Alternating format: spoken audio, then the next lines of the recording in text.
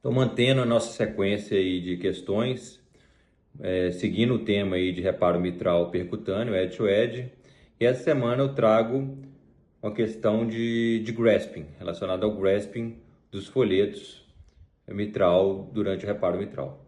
Então, o clipe é aberto parcialmente no átrio esquerdo, logo acima do plano do anel, em torno de 45 a 60 graus de abertura, ou seja, a gente faz esse teste, né, de grasping, a gente abre os clipes antes de inserir o clipe no interior do ventrículo esquerdo para saber qual clipe corresponde a qual folheto. Então a gente faz esse teste logo antes de avançar com o clipe para o interior do ventrículo esquerdo. Então realizou-se o teste de grasping com a possibilidade de apreensão independente dos folhetos, ou seja, capturar primeiro um folheto para depois capturar o outro e não de forma simultânea. Então, o que melhor caracteriza um grasping adequado dos folhetos?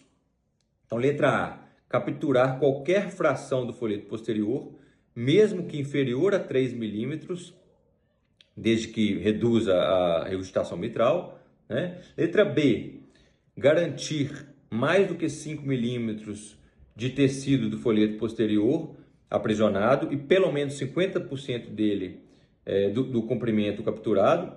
Letra C, capturar inicialmente o folheto anterior para depois capturar o posterior. E letra D, sempre capturar ambos os folhetos simultaneamente, evitando a captura independente. Então, para a gente responder essa questão, a gente vai primeiro fazer uma revisão do que é captura, em que momento ocorre, como que é feita essa apreensão e esse teste de grasping. Então aqui um vídeo mostrando como que é feito esse teste de grasping antes de avançar com o clipe para o interior do ventrículo esquerdo. Então reparem que aqui a gente faz um teste para saber qual clipe corresponde ao folheto. Então nesse caso a gente sabe que esse clipe aqui corresponde ao folheto posterior. Então, portanto, esse outro clipe aqui relacionado ao folheto anterior. Então a gente sempre faz esse teste antes de avançar para, em caso de uma captura independente, a gente saber qual que é o folheto relacionado àquele clipe. E antes de fazer essa captura, a gente vai medir o comprimento do folheto posterior, depois medir o tanto que sobrou daquele folheto remanescente, né, após a captura do folheto, para saber se teve uma apreensão adequada, né, em relação ao comprimento ali, se capturou mais do que 50% do folheto, tá? E mais do que 5 milímetros dele. Então isso que é o ideal de captura, mais do que 5 milímetros e mais do que 50% do tecido. Então aqui no caso, nesse exemplo, olha, um folheto aqui posterior de 12 milímetros, tá? Antes da captura, e depois o tecido remanescente aqui, o folheto remanescente, de 6 milímetros. Então teve uma captura aqui de 50% dele e de 6 milímetros, ou seja, um grasping adequado aqui do folheto. Quando a gente vai para as opções das respostas, letra A, ele coloca que capturar qualquer fração do folheto posterior, mesmo que 3 milímetros, seria ideal e, na verdade, não. A gente precisaria de, no mínimo, aí, aqui 5 milímetros de captura. Tá?